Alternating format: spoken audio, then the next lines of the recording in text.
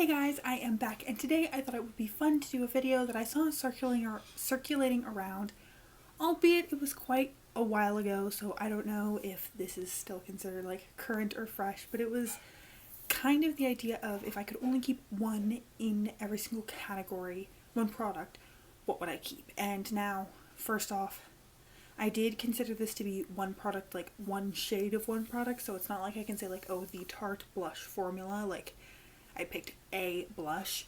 But I thought this would be fun to talk about areas where I've kind of found my holy grails and then products where I'm still looking for holy grails. Because some of these, not gonna lie, I sat there like, do I have like one bronzer that I love above all other bronzers? And I looked at my collection and none of my bronzers really like made me so excited. So it's kind of like, no, maybe I want to try something new when I use up the ones I have. So without much further ado, I am going to hop straight into the little list that I have up here, and I hope you enjoy this video. First off, we have primer. So this is one that was super easy for me to pick actually. It's the Smashbox Primerizer. I have a full size at my apartment. It's not here, but I'm sure if you just search up Smashbox Primerizer, it'll pop up. You can see what it looks like, but it is, I've gone through like 5 different minis of this because I can be kind of frugal and sometimes it's hard for me to really take the plunge, especially with something like a primer that isn't, that doesn't necessarily get me as excited as like an eyeshadow palette, because it's like a $30 primer. I mean, that's fine. It's a $42 primer.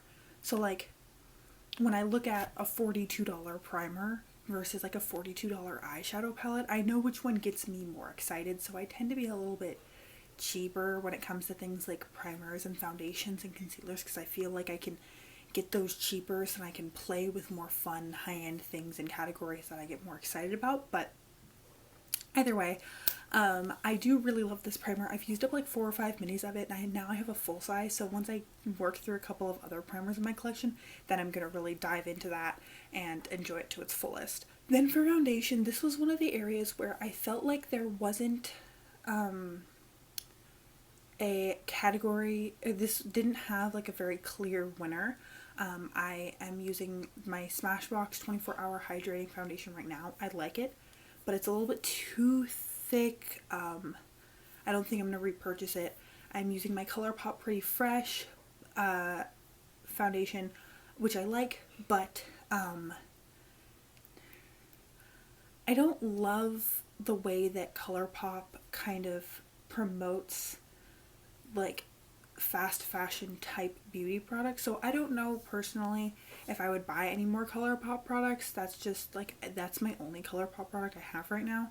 So I don't know if I would buy any more. I think I'm gonna think about it. Foundation's also a thing that I tend to go through quicker, so I'm starting to think about ways that I can find like a kind of a more plastic free version of it. So for me, I have written down the Maybelline Fit Me Matte foundation.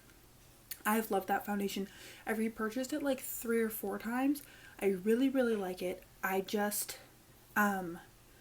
that was the one that if I had to pick a foundation that I had to use for the rest of my life, that would probably be it. It's my favorite foundation that I've used, but I don't know if I would necessarily repurchase it next. I think I might try and keep looking a little bit more to find like my holy grail.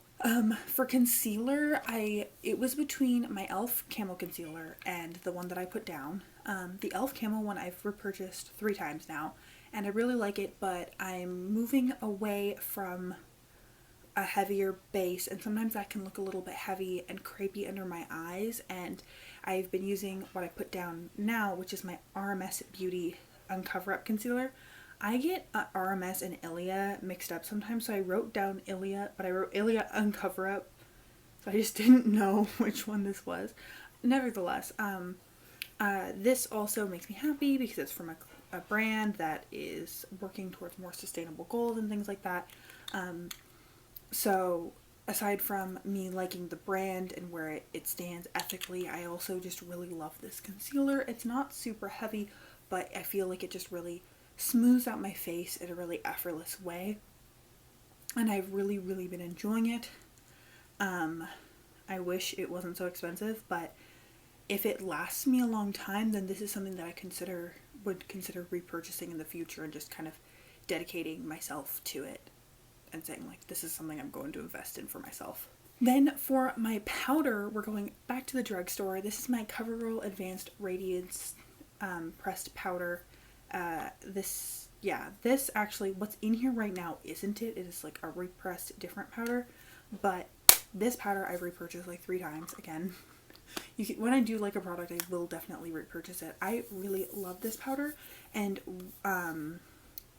once I use up the powder that's once I use up the powder that's pressed very poorly into here that keeps flying everywhere, then I'll consider repurchasing it. I just don't go through powder super often, so I didn't feel the need to repurchase it right away when I had like 3 other powders in my collection. So this is something that I want to repurchase in the future, just not yet.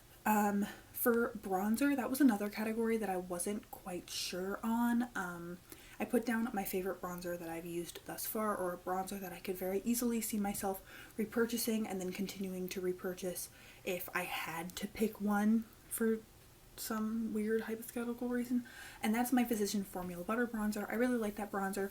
I actually didn't use it up because it just like completely shattered on me because I was stupid and I was trying to dig it out of the packaging because the packaging was bothering me for some reason. I don't know, I was being impulsive. But I do really like that bronzer, and it's as good as the high-end bronzers I have in my collection. Right now my bronzers are my Tarte Park Avenue Princess palette and my Hoola bronzer, and I just can't see myself spending that much money when I know that butter bronzer works that well, so that's why I put that one. But I don't know if I'll necessarily repurchase it once I use up the bronzers in my collection, because that's a category that I could see myself purchasing elsewhere and seeing if I can find my holy grail. Blush was super easy. It was my Tarte Party blush. I just used it up a couple of months ago. I love that blush. It's like the perfect color for my skin tone. It works with almost every single look I could ever want to do, and so I put that one down, hands down, not even hard. So yeah, that's like, you've heard me rave about that one. I used it up. It was a little mini, but still, like, I've never used up a mini or full-size blush in my life, so that was impressive for me.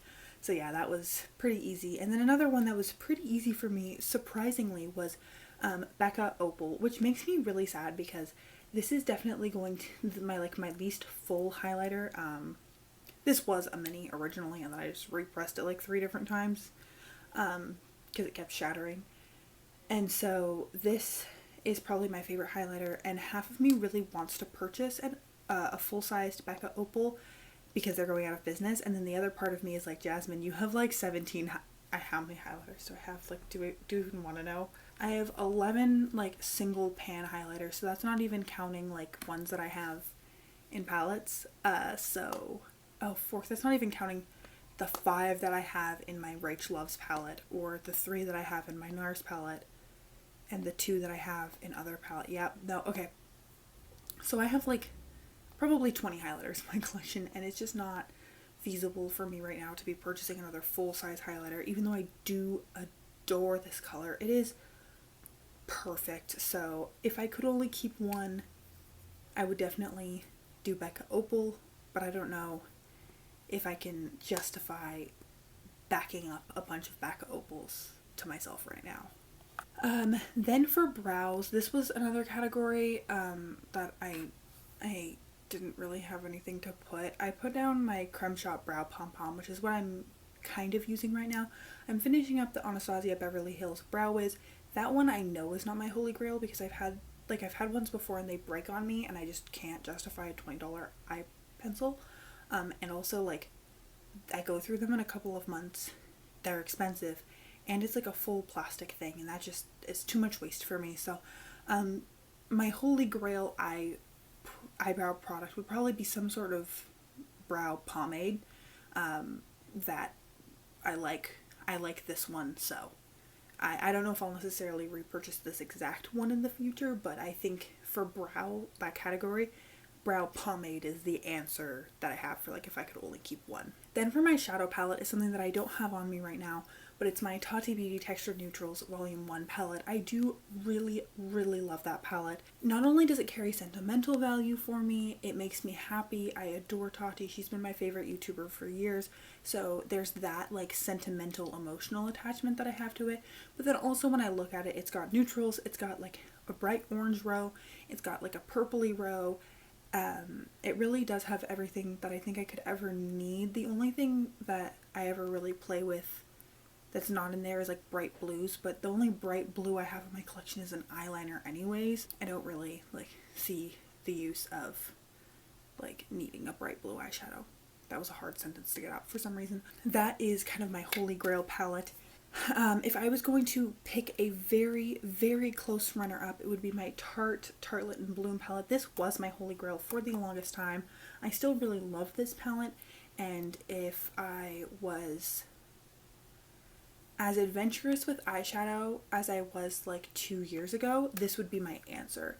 Now I'm a little bit more open to playing with color and glitter and other textures, and so having those oranges and purples is important to me. But if I was just looking for neutrals, this is where my heart lies. I still really adore this palette, and I've been playing around with the idea of panning it next year, but yeah, I know it's if I could only keep one, but this is a very, very close runner-up. Like, if I didn't have the emotional attachment to Tati Beauty or Tati's palette that I do, like if it was just the palette and it was produced by like Urban Decay or something, or that makes sense, if it was just a brand, then Tarte and Bloom might have won.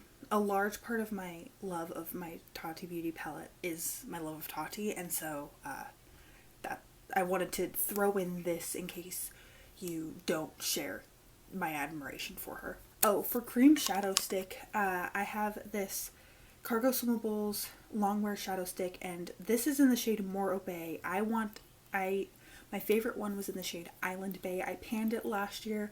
It is such a beautiful bronzy color. It's made such a perfect like one and done like smudge on the lid and just kind of like moved it, like blended in with my finger, and I just loved that shadow stick. It really took me like 3 months to pan it because I was wearing it all the time. It is beautiful. This is a beautiful budge-proof formula, and I don't really need any more cream shadow sticks right now. I've got like 6 in there, but if I was just gonna have the Tati Beauty palette, I would want that to go with it because on days where I just want like a super, super quick look, that's perfect for me. Then for eyeliner, I picked my Cargo Swimables eyeliners.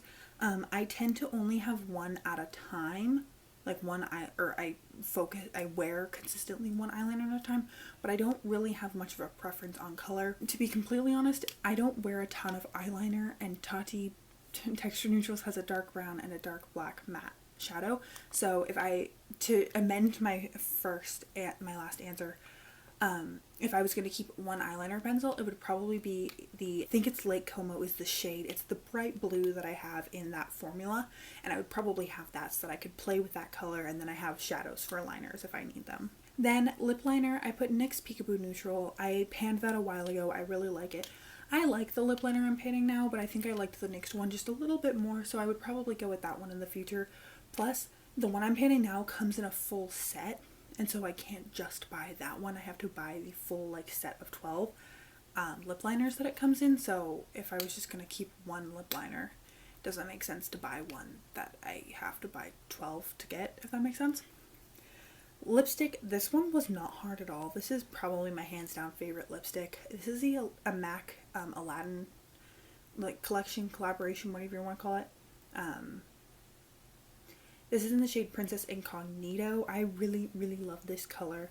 It is like my perfect peachy nude. I adore it. And I also have some really beautiful memories attached to this lipstick. And so, again, this is another one where it's partially because I love it, but it's also partially because like I have really some sentimental feelings attached to it. So that one wasn't hard to pick at all. For liquid lipstick, I was like, if I'm going to be keeping nudes thus far, I'll pick a bright one. And I really love this. This says Kat Von D on it because I bought it a while ago, but now it's like KVD Kendo Vegan BB something. I don't freaking know what it's called anymore. And this is in the shade Miss Argentina, which is stunning. I also have Bachelorette, which is very similar and also very beautiful, but I think I would go with this one if I could only keep one. Beautiful, beautiful bright fuchsia. I know everyone's shocked. Never have seen Jasmine wear a bright fuchsia lip before, but I do really love this liquid lipstick. And last but not least for gloss, it would definitely be one of my Buxom glosses. This is in the shade Hot Toddy, but I think if I had to pick one, I would do Mudslide, which I panned about like a month or two ago, and so like clearly I've used that one up. I really love it. It's just a really beautiful shade, and it works really well with that lipstick and with the lip liner I picked, so I thought that would be a good choice for this slot. So those are all of my picks for if I could only keep one. There are definitely some areas where I'm still looking for my holy grail products, so if you have any recommendations, make sure to leave them down below. But there are definitely some products that I feel like very strongly emotionally attached to, so I thought this would be fun to film. If you enjoyed it, make sure to like, comment, subscribe, all of that jazz. Thank you so much for joining me today. I hope you are having a wonderful, wonderful day wherever you are, and I hope to see you in a future video. Thanks, guys!